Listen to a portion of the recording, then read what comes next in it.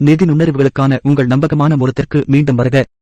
இன்றைய முக்கிய செய்திகளில் இந்திய கார்ப்பரேட் ஜாம்பவான்களால் இயக்கப்படும் சந்தை இயக்கம், ஜொமாட்டோவை விட பிளிங்கிட்டின் ஆச்சரியப்படத்தக்க முன்னணி, நாணய மாற்றங்கள், கிரிப்டோ புதுப்பிப்புகள் மற்றும் ரிலையன்ஸில் உண்மையில் என்ன நடக்கிறது என்பது ஆகியவை அடங்கும். அதையெல்லாம் பிரித்துப் பார்ப்போம். இந்திய முக்கிய குறியீடுகள் வாரத்தை எச்சரிக்கையுடன் தொடங்கின, ஆனால் முடிவில் உயர்ந்தன. HDFC வங்கி, ICICI வங்கி மற்றும் ரிலையன்ஸ் இண்டஸ்ட்ரீஸ் போன்ற நிதி நிறுவனங்களின் வலுவான Q1 வருவாய் இந்த ஏற்றத்திற்கு உந்துதலாக இருந்தது. இது உலகளாவிய வர்த்தக நிச்சயமற்ற தன்மைகளை ஈடுகட்ட உதவியது. உலகளாவிய ஏற்ற இறக்கங்கள் இருந்தபோதிலும் இந்த நிறுவன முடிவுகள் இந்திய முதலீட்டாளர்களை உற்சாகப்படுத்த ஏதோ ஒன்றை அளித்தன.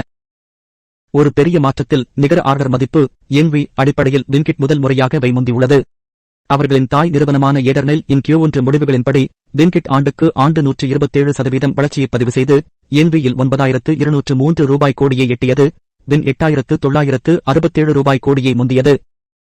இது இந்தியாவில் விரைவு வர்த்தகத்துறையின் வெடிக்கும் வளர்ச்சி திறனை எடுத்துக் காட்டுகிறது. முதலீட்டாளர்கள் மற்றும் ஆய்வாளர்கள் இப்போது உன்னிப்பாக கவனித்து வரும் ஒரு போக்கு. ஜப்பானிய சந்தைகள் பொது விடுமுறைக்காக மூடப்பட்டிருந்தாலும் என் தலைப்புச் செய்திகளில் இடம் பிடித்தது.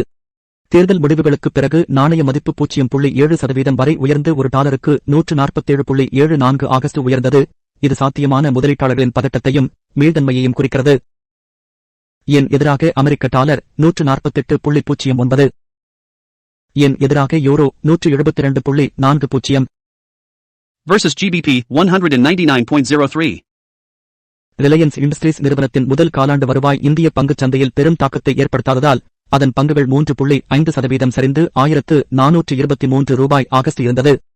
இருப்பினும் 2029 ஆண்டுக்குள் நிறுவனத்தின் வருவாயை இரட்டிப்பாக்க வேண்டும் என்ற முகேஷ் அம்பானியின் துணிச்சலான தொலைநோக்கு பார்வை பல ஆய்வாளர்களை எச்சரிக்கையுடன் நம்பிக்கையுடன் இருக்கச் செய்தது. சில தரகு நிறுவனங்கள் குறுகிய கால இலக்குகளை குறைத்தாலும் மற்றவை நீண்ட கால மதிப்பு வெளிப்படுவதைக் காண்கின்றன.